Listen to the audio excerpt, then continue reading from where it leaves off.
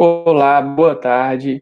Eu sou o professor Bernardo Coutinho e hoje a gente vai dar continuidade às nossas aulas na disciplina de Indivíduo, Cultura e Sociedade. Eu dei um tempo desde o início da aula, agora às 2 horas, para que vocês pudessem fazer a leitura dos dois artigos, né, que introduzem aí o tema dos conselhos locais e estaduais de saúde. E agora eu vou trazer um pouquinho desse contexto, esse panorama de como é que surgiu o controle social no SUS, o que foi esse movimento da reforma sanitária, né? E como é que hoje a gente pode usufruir dessas conquistas quando a gente fala de saúde pública. Eu vou projetar a apresentação para facilitar o entendimento e que a gente possa desenvolver a aula de hoje. Lembrando que qualquer pergunta e qualquer dúvida pode ser encaminhada para o monitor da nossa disciplina ou então através do e-mail.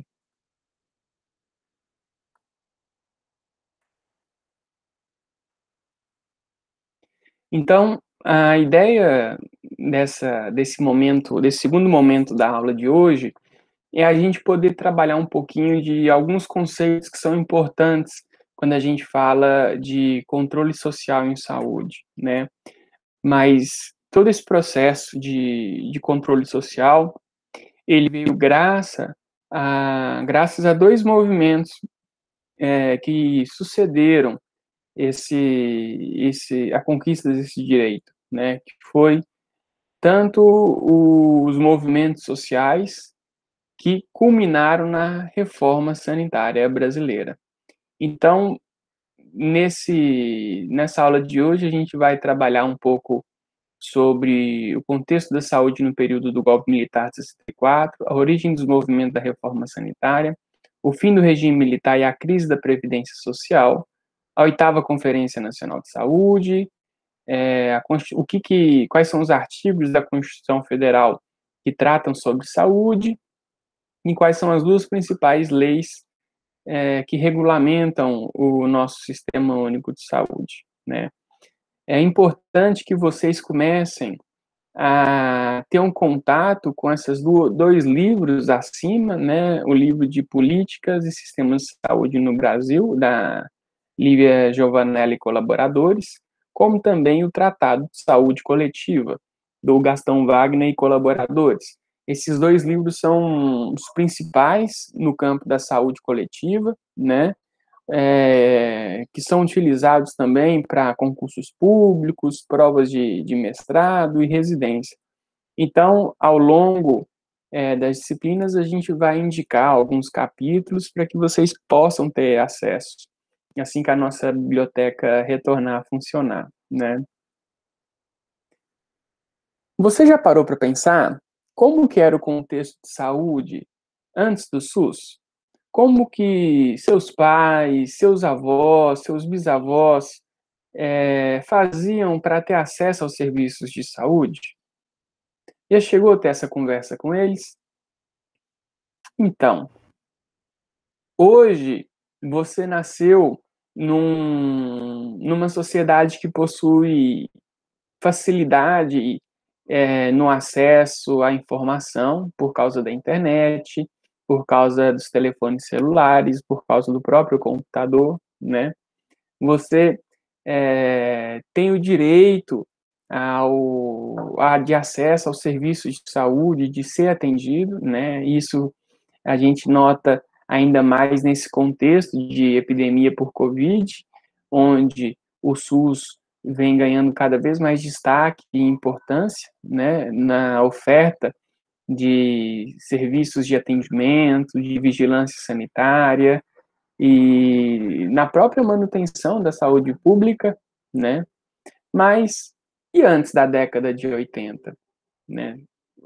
Como que as pessoas que nasceram e viveram antes desse período, elas conseguiam ter acesso às suas demandas e aos seus problemas de saúde?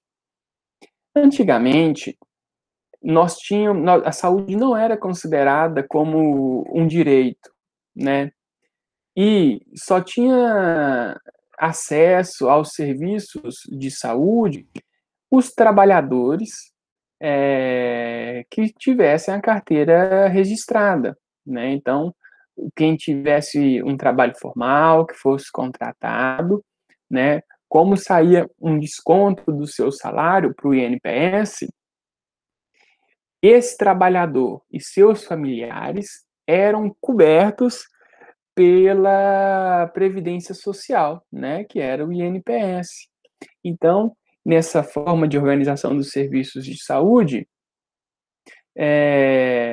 os diferentes profissionais, especialidades, prestavam o atendimento, as consultas e os tratamentos, né, em parceria com o governo.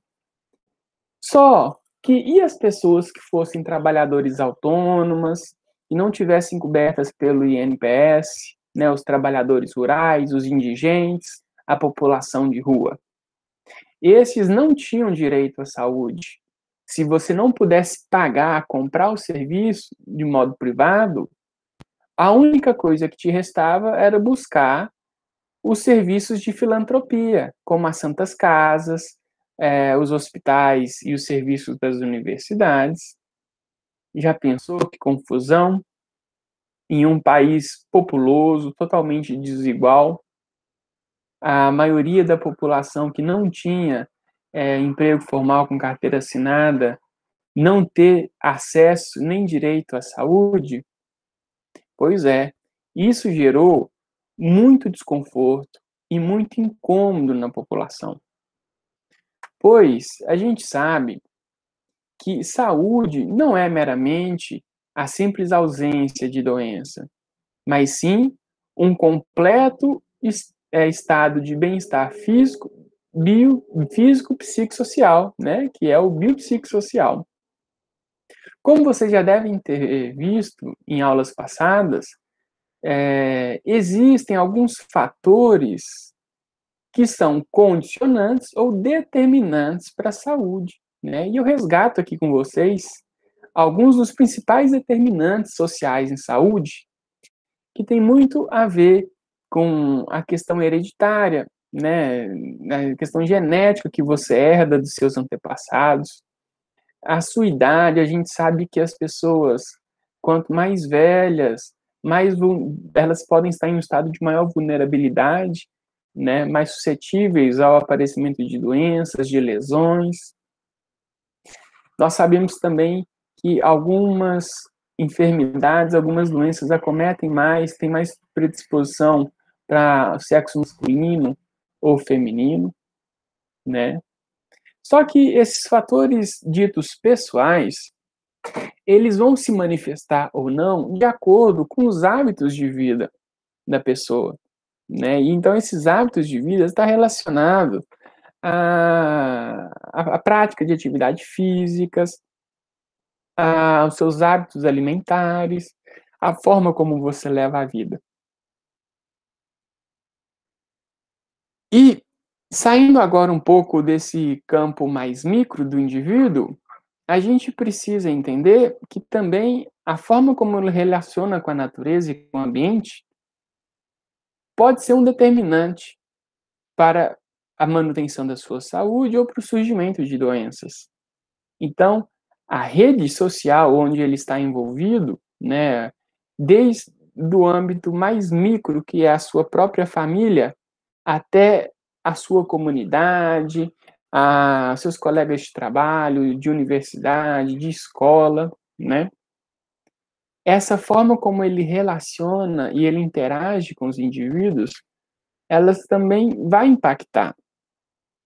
Então, se você tem conflitos familiares, conflitos no trabalho, você vai ter uma redução da sua qualidade de saúde, né, do seu nível de saúde, do seu estado de saúde mental, que pode impactar na saúde física, em limitações, em restrições de participação. Então, se você sofre bullying em um determinado ambiente, isso pode gerar ansiedade, angústia, medo, te restringir a participar em uma determinada atividade que antes você gostava. Outro exemplo é a questão da violência, né? Então, por exemplo, o medo de assalto, o medo de sofrer algum atentado, alguma agressão. Isso também pode te restringir quanto à participação nas aulas da universidade, né, no trajeto até o seu trabalho, né? Outras formas de fatores ambientais está relacionado aos meios de transporte. Então, se você não tem acesso a um transporte privado, você precisa utilizar o público. E aí a gente nota a importância de oferta de meios de locomoção, como bicicletas, ônibus, o próprio metrô, né, e outros transportes coletivos compartilhados, para que facilite esse deslocamento, né? Então, para que a gente possa desenvolver a nossa saúde em todo o seu potencial e esplendor, a gente precisa ter todo um sistema de políticas públicas que possibilitem a produção de alimentos e o acesso a esses alimentos, o acesso à educação, que promovam qualidade do ambiente de trabalho, de ensino, que promovam renda, emprego, saneamento básico, os serviços de saúde na atenção primária, secundária e terciária, e também moradias decentes, né, a habitação para a população. Então, quando a gente pensa em saúde, a gente tem que pensar que não é só a oferta de um serviço ou de um direito, mas sim todo um conjunto de políticas públicas que vai desde o ensino até o trabalho, fornecimento de alimento, que vão estar relacionados, né, para que toda a população e o indivíduo possa viver em um estado de bem-estar social e com qualidade de vida. E quando, quando a gente está analisando a saúde nesse contexto dos determinantes, há uma ação que é a da promoção da saúde, que vai integrar justamente essas ações sanitárias, os diferentes setores municipais, estaduais e a União, né, o próprio governo federal, na busca do desenvolvimento de padrões elevados de saúde, né? Então, buscando aí qualidade de vida, condições de trabalho, moradia, alimentação, educação, atividade física, lazer e outros. Então, com o aumento da insatisfação com essa falta de acesso aos serviços de saúde, na década de 60, houve um movimento de indignação que veio por parte da instauração do regime militar, né? Liberdade de expressão e a forma de atuação do governo de maneira mais autocrática, né? Reduzindo a democracia e a decisão dos outros setores da sociedade. Também com um fenômeno social da globalização, da geração de riquezas e aumento da desigualdade social, levou a uma insatisfação, pois a população não tinha acesso aos bens, aos produtos e essas riquezas, né, que a economia gerava, e isso levava, às vezes, às jornadas extenuantes de trabalho, as pessoas não terem condições de morar em lugares apropriados dentro da cidade, terem que ir cada vez mais para a periferia, e essa periferia não ter também todo o fornecimento de infraestrutura e saneamento básico necessário, né, ter problemas com transporte. Então, no Brasil, iniciou, a partir da década de 60, 70, um movimento onde profissionais de saúde, alguns representantes do legislativo, professores universitários, os movimentos sociais, né, os usuários e os setores da sociedade, na luta e na busca por mais direitos, né, mais direitos como cidadão, mas principalmente direitos à saúde, né? Então, a população queria saúde como direito, que o Estado, que o governo brasileiro pudesse cuidar da população, tanto no nível da promoção e prevenção, como também, se fosse necessário, tratamento e reabilitação. Então, esses movimentos, eles se encontraram, né? Esses movimentos, eles são compostos por grupos de indivíduos, né, organizados, que carregam uma pauta em comum, como, por exemplo, o movimento estudantil, movimento pela anistia, movimento sindical, movimento hippie, feminista, ambiental, sanitário, né? E apesar de ter essas especificidades nas pautas de luta e de reivindicação e militância, mas algumas pautas eram comuns entre esses movimentos, né? Como a da busca da redemocratização do Brasil, a busca de uma política nacional de saúde que fosse universal, integrativa e equânime, né? E principalmente gratuita, e também de leis que garantissem o direito à saúde pela população. Então, a gente pode destacar no campo da saúde pública alguns movimentos que tiveram a participação de associações como a Abrasco, que é a Associação Brasileira de Saúde Coletiva, e do Centro Brasileiro de Estudos da Saúde. No Brasil, desde a década de 40, que eram realizadas conferências nacionais de saúde, até mesmo antes da criação do Ministério da Saúde, né? Antes era o Ministério da Educação e Saúde, antes da década de 54, né? E aí, dentro desse ministério, você tinha um Departamento Nacional de Saúde, que organizava essas conferências para se discutir as políticas de saúde, né, e as ações que deveriam ser realizadas. Então, aqui é um exemplo da primeira conferência em 41, onde se discutiu a organização sanitária estadual e municipal, a ampliação de sistemas de campanhas nacionais contra hanseníase e tuberculose, né, as doenças infecto-contagiosas, determinação de medidas para desenvolvimento de serviços básicos de saneamento, e o Plano de Desenvolvimento da Obra Nacional de Proteção à Maternidade, à Infância e à Adolescência.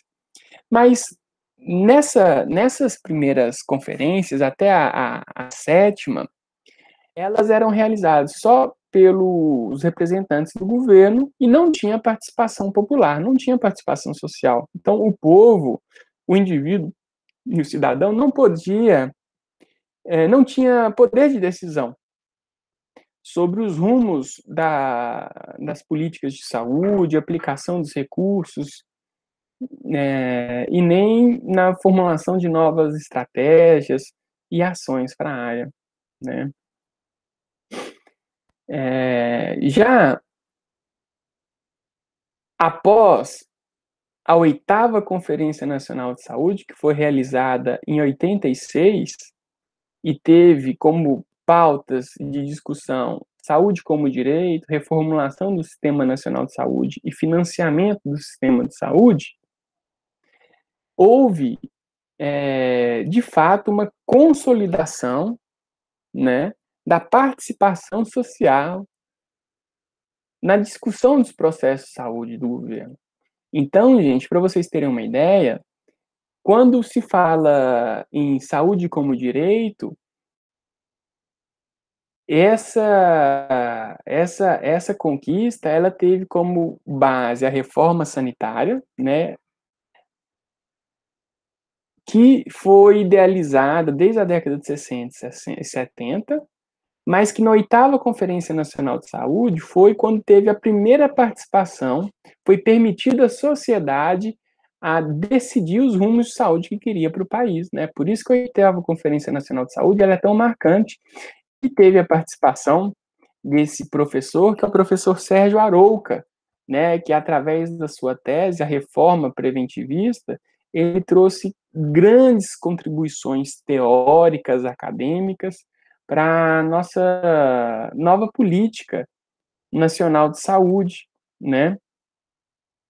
É, ao final das conferências nacionais de saúde, é criado um relatório, né, com os encaminhamentos que foram apreciados e aprovados na plenária, né, e aí o relatório da 8ª Conferência Nacional de Saúde, que foi realizado em 86, ele traz aqui o tema 2 de reformulação do Sistema Nacional de Saúde, é que o novo Sistema Nacional de Saúde deverá reger-se pelos seguintes princípios.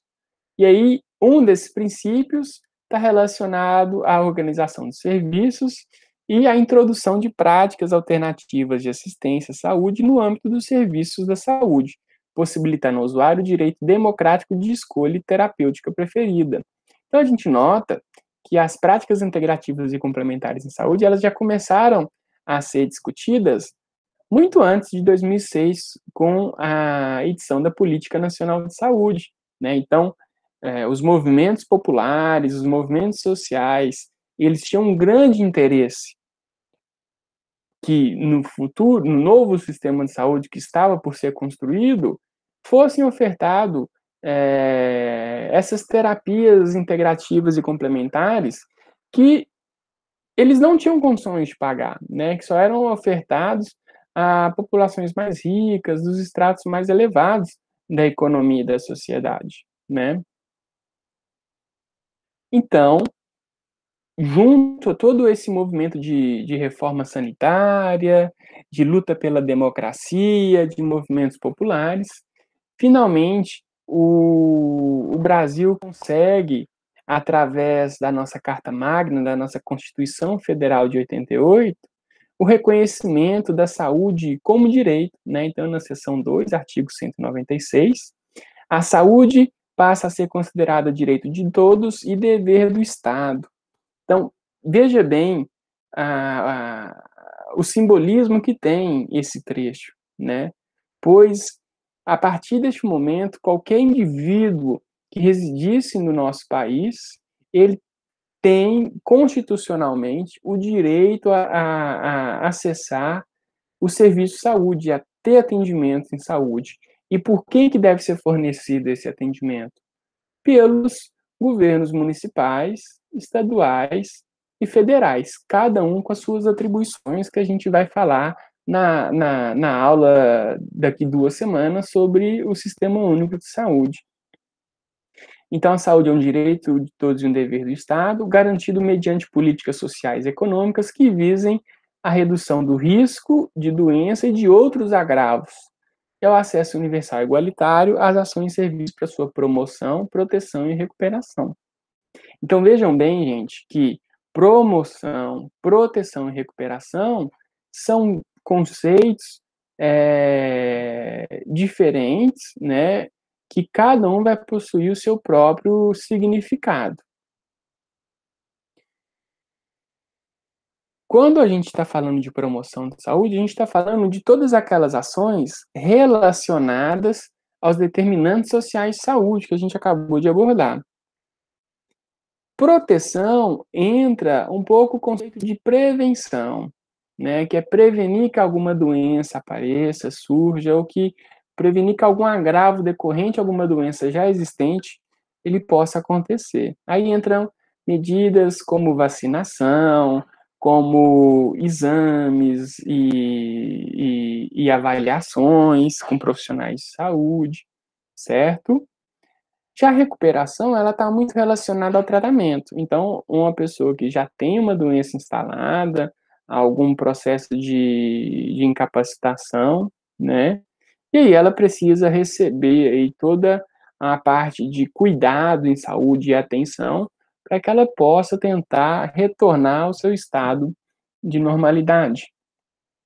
Então, o artigo 196 da Constituição Federal, ele reconhece a saúde como um direito de todos e um dever do Estado. O artigo 197, ele faz um complemento, né, a isso, dizendo que são de relevância pública as ações e serviços de saúde, cabendo ao poder público dispor, nos termos da lei, sobre a sua regulamentação, fiscalização e controle, devendo sua execução ser feita diretamente ou através de terceiros, e também por pessoas físicas e jurídicas de direito privado. No artigo 198, estabelece que as ações e serviços públicos de saúde integram uma rede regionalizada e hierarquizada e constituem um sistema único, organizado de acordo com as seguintes diretrizes. Então, no artigo 198, aparecem mais alguns conceitos que são importantes e que vocês precisam entender o seu significado, a diferença de um com o outro, né?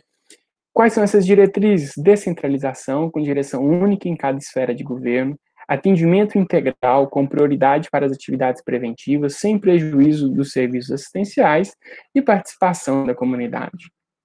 Veja bem que no item 3, a gente vê o destaque da participação da comunidade. Isso vai estar relacionado ao controle social, né, ao poder que a população vai ter em poder decidir os rumos da saúde no Brasil, né? Isso é uma conquista histórica e muito importante.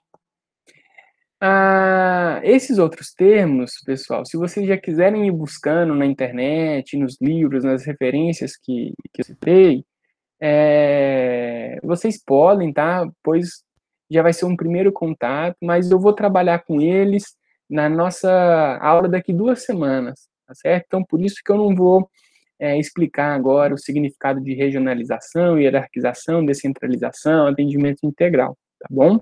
Fiquem tranquilos.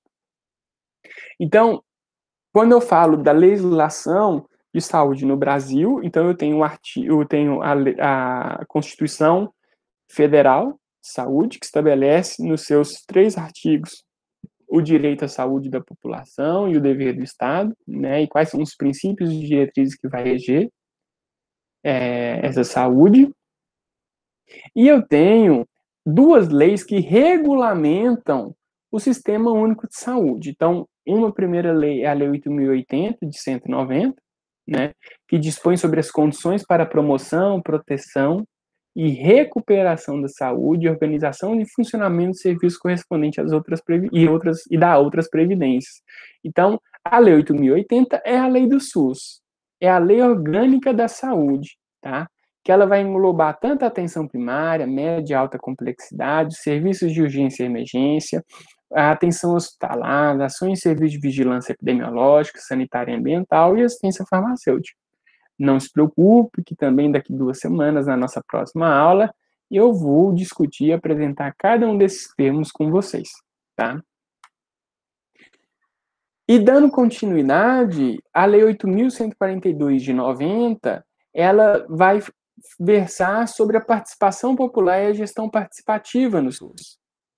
Então, ela dispõe sobre a participação da comunidade na gestão do SUS e sobre a transferência intergovernamentais de recursos financeiros na área de saúde e da outras previdências.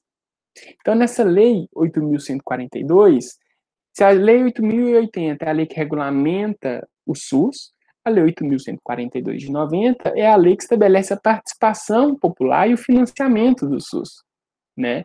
Então, você precisa guardar essas 2 leis, pois são temas de concursos públicos, provas de residência, de mestrado, doutorado, certo?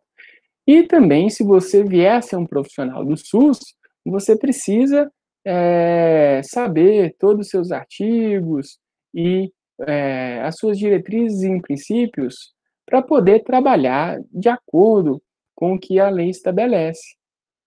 Também, como usuário, é importante você conhecer essa legislação para saber dos seus direitos e onde buscar os seus direitos, né?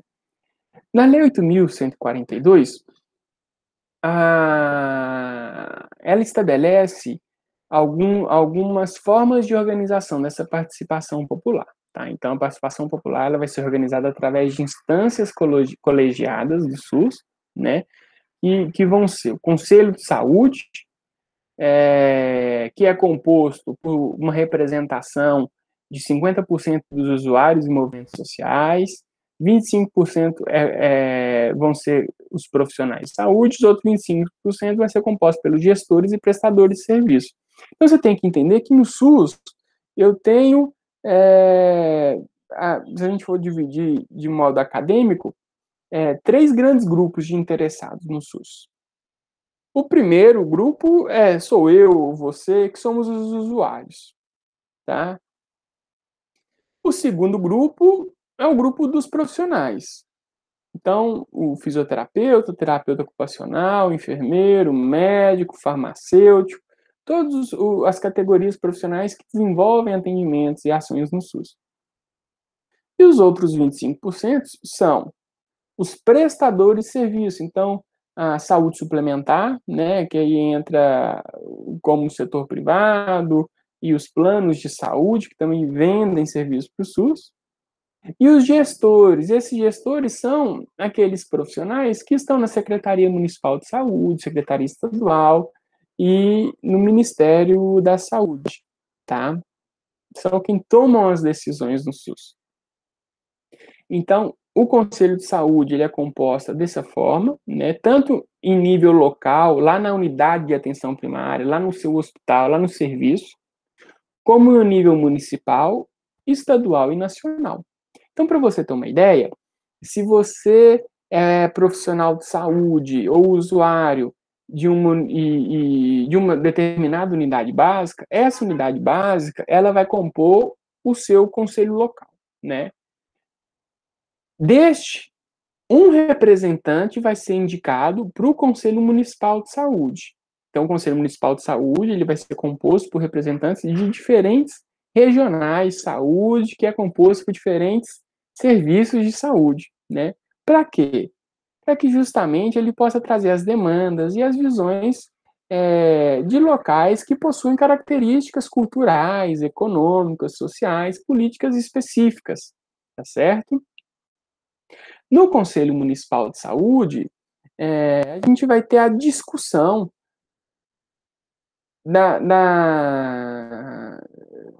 das demandas, né, os problemas, as estratégias, propostas, soluções, né, que são características mais nesse nível micro, né, de cada região, do município e do próprio município.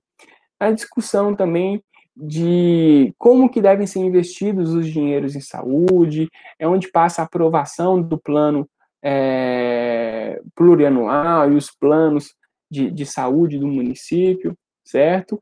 E aí no conselho, na assembleia do conselho, é onde vai ser apresentadas propostas, apreciadas e votadas, né, pelos conselheiros. Então, é uma instância de decisão e de controle popular no SUS. O conselho, então, vocês já entenderam que o conselho municipal, né, ele faz essa discussão, e aí também, cada conselho municipal elege um representante para levar suas demandas para o Conselho Estadual de Saúde. Imagina que no Ceará, nós temos cerca de 180 municípios e cada um desses municípios vai ter um representante no Conselho Estadual de Saúde, né, que vão discutir todos esses problemas do nível um pouquinho maior do que o micro, né, dos seus municípios, junto ao Estado. E do Estado, do Conselho Estadual, eu vou ter um representante que vai para o Conselho Nacional de Saúde, tá? O CNS, que eu recomendo aí vocês já tentarem acessar o site, conhecer quem compõe o Conselho Nacional de Saúde, onde tem aí representações das profissões. Então, vocês sabem que o COFITO, é o Conselho Federal de Fisioterapia e Terapia Ocupacional, ele vai ter um assento junto ao Conselho Nacional de Saúde, né, e outras categorias profissionais também. Então, essa reunião dos conselhos de saúde, elas costumam acontecer de forma periódica ao longo do ano, né, uma vez por mês. Já existem momentos onde é realizado um convite a toda a população, né, para se discutir os rumos da saúde pública no Brasil. Então, existem as conferências de saúde no âmbito municipal, onde vão aprovar propostas e fazer encaminhamentos, né, no seu relatório, que vai compor o material que vai ser discutido na Conferência Estadual de Saúde, né? Então, cada município vai definir suas propostas, e aí na Conferência Estadual eles vão votar as propostas dos municípios do seu estado, e vai fazer uma compilação com um novo relatório, um documento, que vai seguir para a Conferência Nacional de Saúde, onde os mais de 5.500 municípios do Brasil vão apresentar suas demandas e propostas, e que vai gerar um último relatório, né, com compilado de tudo que for apreciado, que for aprovado. E é com base nesse relatório que a saúde vai tomar um rumo, né, os gastos, financiamento, contratação de profissionais, quais são as linhas prioritárias de ação, né, para os próximos 4 anos. Então, a Conferência Municipal, Estadual e Nacional acontecem a cada 4 anos, e as reuniões do Conselho Municipal de Saúde, Estadual e Nacional, acontecem aí de forma ordinária, pelo menos uma vez por mês, tá? Já existem outros conselhos, que são os conselhos de secretários de saúde, né? Esses só participam mesmo os gestores. E aí eu tenho o Conselho de Secretários Municipais, o conselho, que são todos os secretários dos municípios, né, de um determinado estado. Tem o Conselho Nacional de Secretários Municipais de Saúde, onde já tem uma representação a nível de todo o país, né, e o Conselho Nacional de Secretários de Saúde. Então, vocês vão ver mais à frente que a organização do serviço de saúde, ela é realizada de forma hierarquizada e regionalizada, né? Então, não tem como construir um hospital em todo município, né? Imagina aí um município pequeno de 10.000 habitantes, o custo que seria ter um hospital, né, de atenção terciária. Então, esses conselhos de secretários de saúde, eles uma instância onde vai se fazer a pactuação da oferta dos serviços, né, como se fosse fazer uma parceria, né? Então, os estados, eles são organizados por regionais, né? Então, o estado do Ceará, ele vai ter algumas regionais de saúde, e em cada regional vai ser composta por alguns municípios. Então, eu tenho um município polo, que é um município de referência, onde vai ter um hospital de alta complexidade, né? E eu tenho outros municípios que vão ter os ambulatórios de especialidades, e todo município vai ter sua atenção básica. Então, nesses conselhos e nas comissões intergestoras é onde vai ser pactuado. Olha, toda vez que o município X, que não tem hospital, precisar de atendimento no nível terciário, o paciente pode ser encaminhado para o município Y, que vai prestar esse atendimento, né? Então, é uma forma de organizar a prestação do cuidado, né? Sem onerar demais o governo. E aí eu tenho 2 instâncias que essa pactuação acontece. Uma que é a nível bipartite, que é entre município e estado, e uma que é a nível tripartite, que envolve município, estado e federação, tá? Então, agora que vocês foram apresentados a esses conceitos, é importante saber que a cada 4 anos é realizada a Conferência Nacional de Saúde, né? E cada Conferência Nacional de Saúde é convocada com um tema específico de acordo com aquela realidade social, cultural e política e epidemiológica que está acontecendo no momento. Então, a conferência de 2011 foi a 14ª Conferência Nacional de Saúde. Lembra que saiu da primeira conferência lá nos anos 40, passou pela 8ª conferência nos anos 80, né, em 1986, onde teve a primeira participação social, né, reconhecida, e que culminou aí em um relatório que serviu de base para a nossa Constituição Federal, no item da saúde, aqueles artigos da saúde, né, culminou na construção do SUS, e as conferências que deram continuidade, elas vieram no intuito de melhorar o nosso sistema de saúde, né, de qualificar, de ver, aparar as arestas, ver onde precisava, em quais linhas deveriam ser investidos mais esforços, mais dinheiro, financiamento, né. Então, em 2011, se discutiu o tema de todos usam o SUS na Seguridade Social, política pública, patrimônio do povo brasileiro. Em 2015, saúde pública de qualidade para cuidar bem das pessoas, direito do povo brasileiro. E, em 2019, o tema foi democracia e saúde. Por que 2019, gente, em vez de ter o número 16, tem o número 8, né?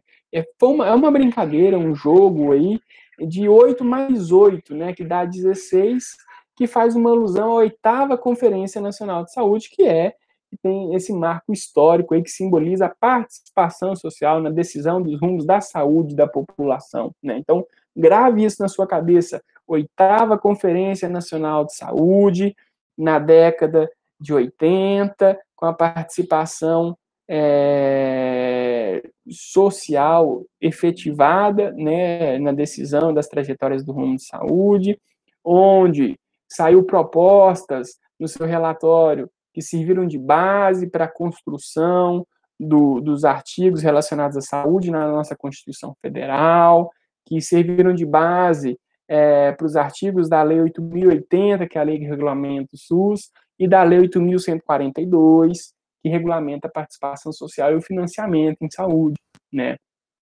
Então, dessa 16ª Conferência Nacional de Saúde que aconteceu no ano passado, né? Eu participei aqui da instância municipal e estadual, né?